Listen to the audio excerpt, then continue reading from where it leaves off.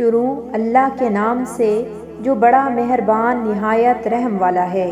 حضرت ابو ہریرہ رضی اللہ عنہ سے روایت ہے، رسول اللہ صلی اللہ علیہ وآلہ وسلم نے فرمایا، آدمی بعض اوقات اللہ کی ناراضی والا ایک لفظ کہہ دیتا ہے، وہ اس میں حرج نہیں سمجھتا، لیکن وہ اتنا بڑا گناہ کا لفظ ہوتا ہے کہ وہ اس کی وجہ سے 70 سال تک جہنم میں گر جاتا ہے۔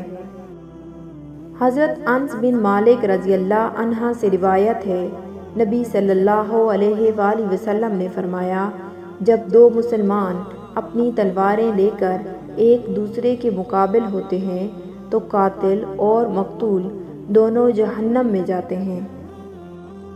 حضرت ابو موسیٰ رضی اللہ عنہ سے روایت ہے، رسول اللہ صلی اللہ علیہ وآلہ وسلم نے فرمایا، جب دو مسلمان اپنی تلواریں لے کر ایک دوسرے سے لڑنے کے لیے ملتے ہیں تو قاتل اور مقتول دونوں فریق جہنم میں جائیں گے۔